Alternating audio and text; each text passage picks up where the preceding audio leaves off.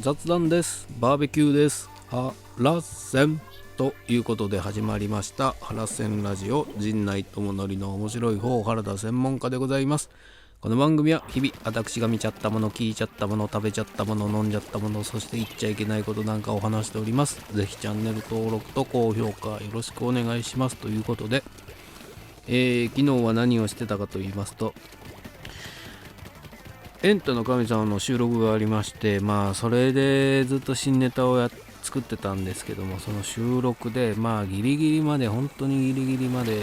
細かい調整をしておったんで、昨日の陣内くんのスケジュールで言いますと、お昼というか夕方か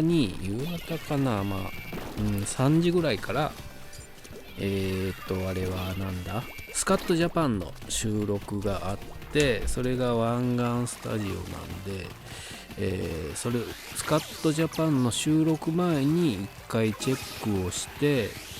12時半からチェックがあって、でスカットの収録があれ3時ぐらいだったのかな、もうちょっと早かったかな、3時ぐらいにはもう3時半ぐらいから回しなんですけど、それまでに番組の打ち合わせもあるんで、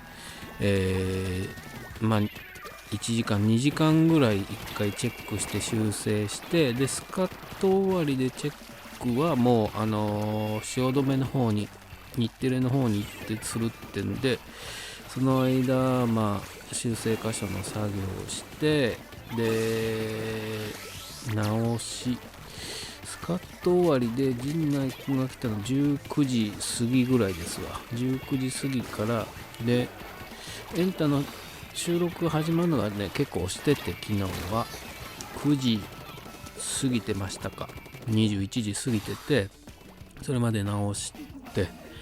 で収録してきましたけども、大変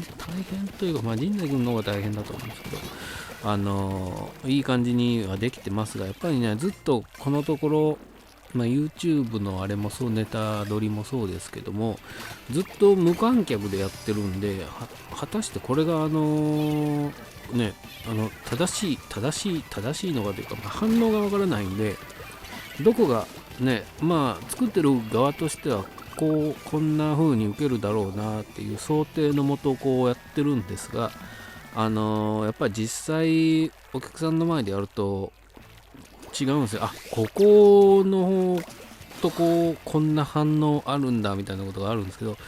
いかんせんスタッフばっかりのところでね、無観客でやってると、それがねリアルなお客さんの反応っていうのがわからないんで、手応えというかね、受けたなとかね、それがね、わかんないんですよ。わかんないというかね、果たして想定したような感じで楽しんでもらえてるのか、意外にここ面白がるんじゃないのかとかあるんで、それがね反応がなくて分かんなくて、正解がないと言えば正解がないんですが、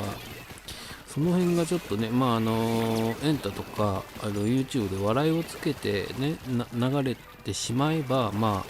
そこが面白いんだろうなって感じてしまうんで、それはリアルな反応じゃないですもんね。作り手側のなんていうんですか、意図ですかね、みたいなところでちょっとね、やっぱそろそろとかいうね、ちゃんとやっぱりどこかでお客さんの前で反応を確かめながらやりたいなとは思いますね。僕も含めてね。だから僕映像を出すタイミングはね、これ陣内くんここ巻きでついつい行きたがってるけど、実はここ結構受けてね、笑い待ち必要なんじゃないかなみたいな感じもねありつつやってますんでね、それはリアルな反応は見たいなと思ってやっておりましたが、放送がいつだったかな、29日だったかな、なんでお楽しみに。結構2時間半スペシャルとかじゃないですかね。なんで楽しみに、していってください。そんなことやっておりました。楽屋でね、一つ、あんまりこう世間話するとかね、ネタ前なんでそんなことはあんまりないんですけど、こうずっと楽屋でついてたテレビで流れた CM で狩野英孝さんがなんか CM 出てるんですけど、あれだけいろいろ問題があって結構 CM に起用されてる栄光ちゃんってすごいなってポロッと僕が言ったら、本当にそうやなっつって陣内も言ってましたよ。本当すごいですね。なんだろう、愛されキャラなんだろうなとは思うんですけどね、あれすごいなと思って見ております。そんなことやっておりましたが、じゃあいきますか。見ましたですわ。じゃない方の彼女のこれは8話目ですかね。ひと夏分のお肉が当たったっつってバーベキューをすることになり、まあいろいろみんなが集まってくるんですが、その前にね、まさやさんと、片桐、さんがですね、片桐さんがこの小説面白いぞっつってめっちゃ紹介とかおすすめしてた小説が小谷弘子の小説で、小谷弘子っていうのは誰かっつったら、正也さんのね、浜田岳さん演じる小谷正也さんのお母さんなんですね。で、うわーっつって本を落とすみたいなシーンから始まるんですが、まあ切々とね、片桐さんはこのドロドロの恋愛小説というか不倫小説がここが素晴らしいんだよっていう話を延々と吹き込むんですが、まさやさんからしたらそのお母さんの小説なんでね、いや言いながらあるみたいなシーンがあって、でバーベキューでやってきた時に、なんだお前ね、サイン入りの本なんか持ってファンなんじゃないかって言ってたところ、後からね、お母さんもやってきて、っつって、お母さんだってことに気づくみたいなところがあるんですが、本編はやっぱり玲子が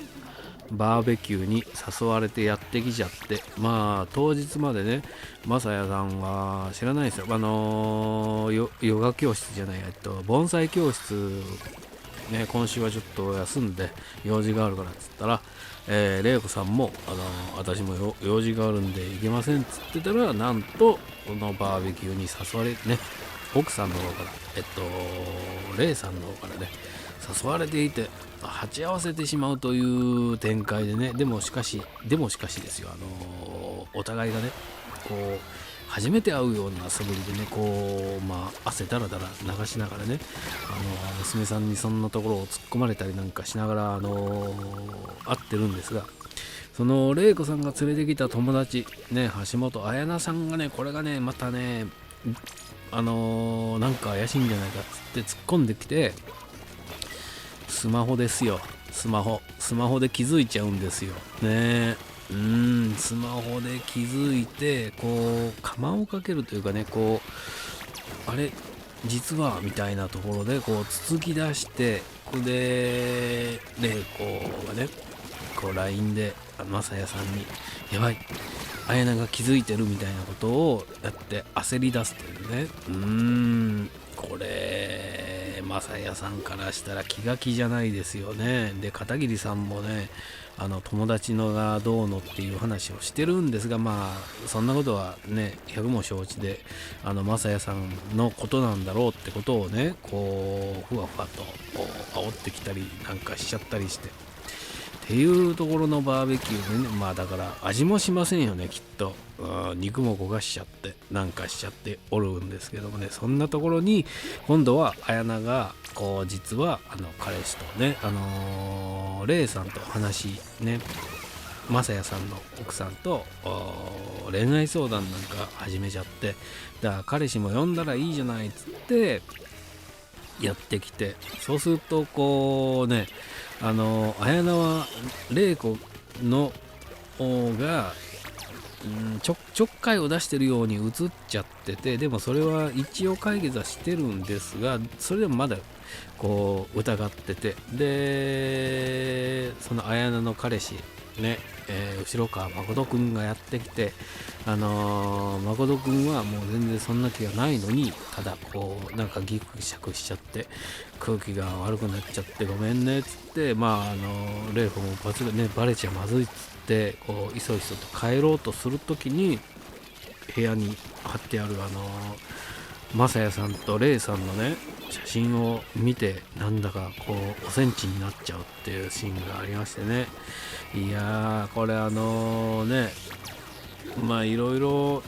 それでもね、悪いとは上がっていてもこう好きっていう気持ちはこう止められないっていうところがね、描かれておったんですけどね、これどうなって写真を見てしまってね、しかも本人とこう会ってね、本人とっていうかマサヤさんのね奥さんと直接マサヤさんとこう3人で相対した時にね、こういろいろ思うことはあるんでしょうけど、まあね、なんでしょうかね、略奪に燃える方なのかね、こうそそくさと諦めてしまう方なのか分かりませんけど、これは来週以降ねどうなっていくのかね。でもマサヤさんはもうきっぱりといやダメだとは言いつつもなんですよね。どうなっていくんでしょうかというのがじゃない方の彼女8話ね、非常に面白かった。あとね、最後にこう自分語りというかね、語るところの着ぐるみのパンダがいつもいるんですけど、それがねずっとカニに挟まれてて可愛い仕草をしてるんで、そこをねぜひ見てくださいといった感じですか。はい。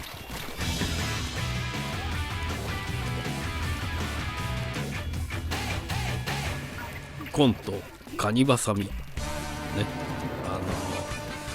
カニの季節になったんじゃないですかね。カニを食いに行きたいです。カニただめんどくさいですよね、カニって。それでもこう食べたくなる。それはこう恋愛と同じなのかもしれませんね、なんてことを言っちゃったりなんかしちゃったりして、そんなじゃない方の彼女ね、これ何話は10話ぐらいまであんのかな、8話でしょ、再来週ぐらいで終わっちゃうんで、こうねどう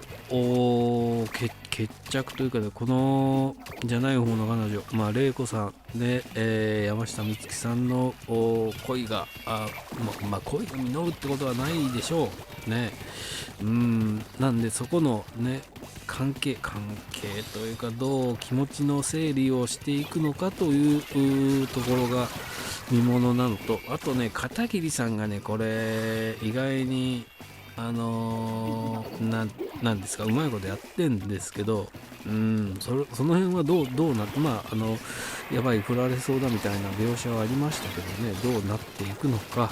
それからレイさんは気づかないふりをしているのかどうなのか、泳がせてるだけなのかどうなのかっていうので、まだちょっとね